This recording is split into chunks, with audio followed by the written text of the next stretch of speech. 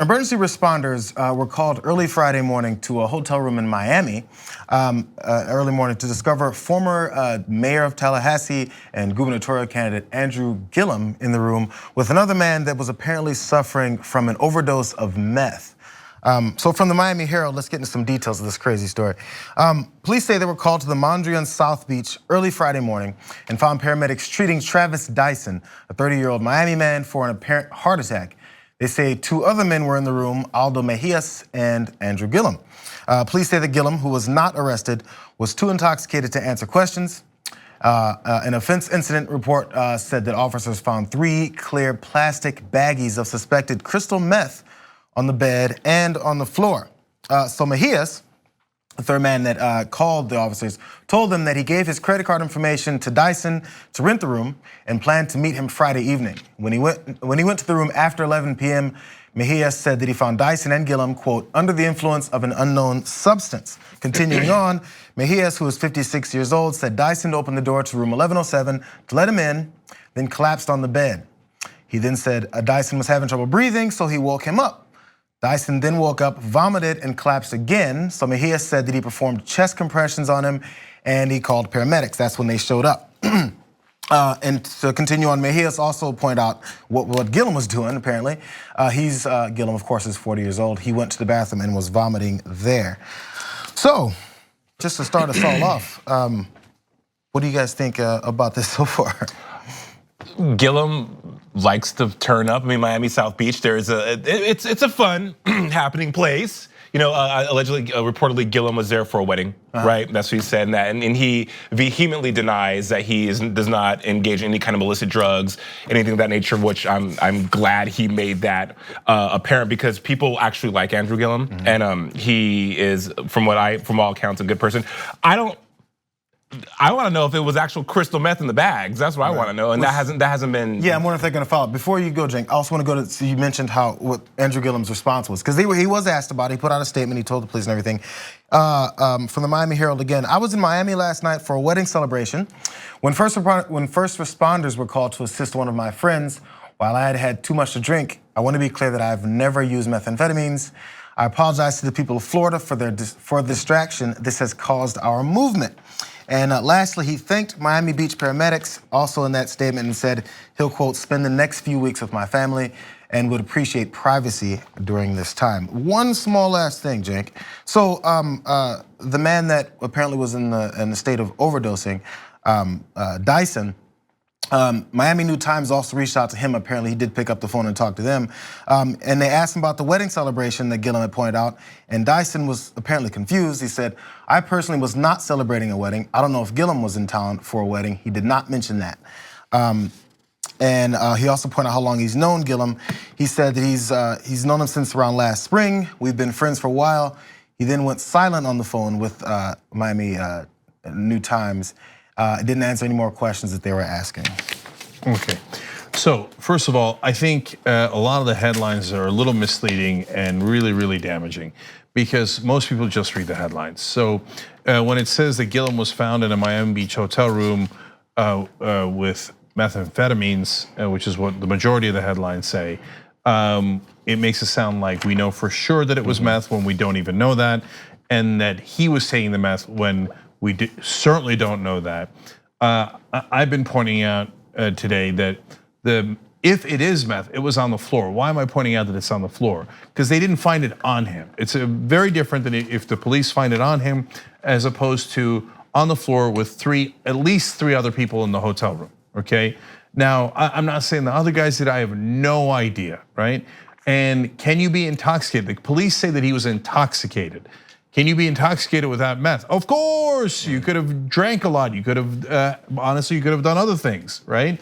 And so, and furthermore, most of the headlines that I saw made it seem like he was alone, which has a completely different connotation. Like somebody found in a seedy motel room by themselves with meth has got massive issues. Let's just keep it real, right? Someone in a fancy hotel, and I'm not judging on the seediness or the fanciness, it's just in what kind of dire straits are you in? What kind of spiral are you in? That kind of thing. Someone found in a fancy hotel room, if it's true that he was attending a wedding, who's heavily intoxicated is called an American, okay? Right. So and now the right wingers online are saying, Cenk, not everybody drinks at a wedding. Okay, if you want to have fun, I drink at weddings. I don't know what kind of folks you are. I'm not judging you if you don't, right? And so is there a wedding? I don't know. Maybe Gillum's going to the wedding because remember, he was mayor of Tallahassee, not Miami. They're very, very distant from one another. Maybe that's why he's in town. Maybe it's not true, I don't know. So just because Dyson says he wasn't going to a wedding doesn't mean Gillum wasn't going to a wedding. And so I'm just saying there's 1,000 things here that are unknown, but the headlines make it seem like they are known.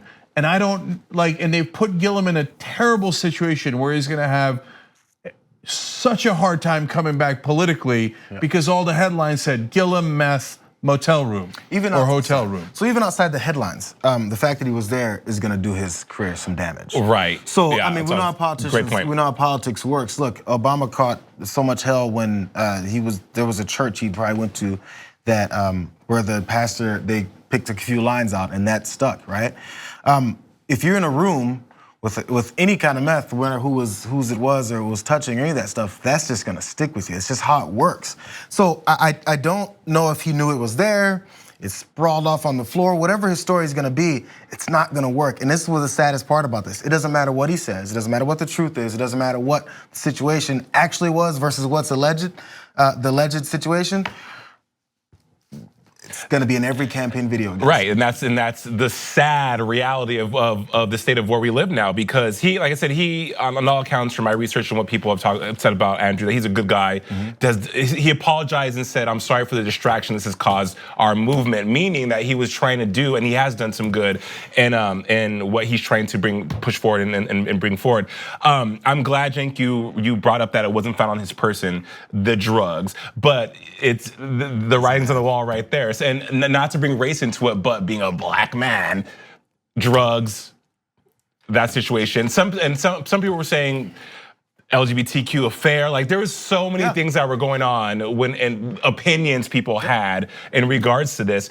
But you're right. What do you do? He's 40. He's a young man. Far be it for him to go out and have a little bit too much to drink, but. That it's a sad state of the world we live in, where we crucify and vilify so quickly, and there's no recourse from that. Well, look, nobody knows that better than me. I mean, they went after me, and I wouldn't go as far as crucified, but if you look at the national press, they've called me every word in the book, and they smeared me as basically a right winger. That's the exact opposite of what I am, based on jokes I made from decades ago. And that apparently was enough to eliminate someone. And I didn't do anything. It wasn't recent, and there was no meth, and there was et cetera, et cetera. But since he was more of a person who's was already accepted into polite society, I'm gonna keep it real, right? So he ran for governor and almost won. He's beloved in the Democratic Party. He's a CNN analyst.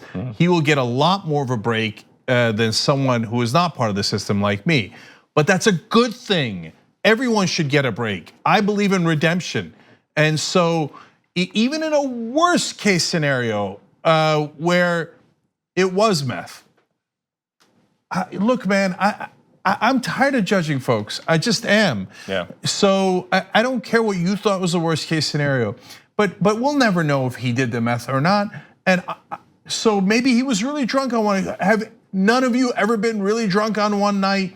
Okay, you're not politicians, but that's what sucks about politics. Apparently, real people can't be in politics. Apparently, one night that was out of control eliminates you from trying to help people for the rest of your life.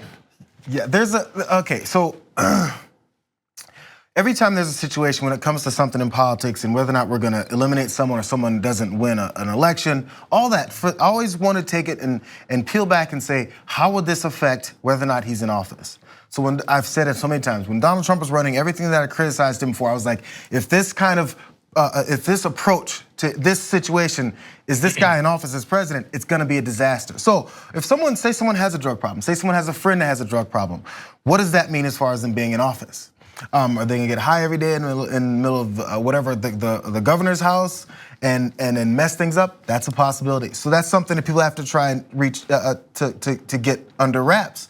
Also, if someone has a problem with drugs, should we do something about the help they should receive, or do we call them garbage people? Because that's one of those things we just go, oh, he's a piece of garbage, look at him on drugs. And we've discovered as more and more polite society folks have problems with drugs, we're starting to understand, hey, maybe they need help rather than being tossed aside. So it's one of those problems. Yeah, it is one of those problems. Like I bring up Ben Affleck, right, who is someone who's been very open about his drug problems, and I'm sorry, alcoholism. I do apologize. He does not have drug problems, alcoholism, and that's a great question. I think we're now moving. I would have liked to, Cenk.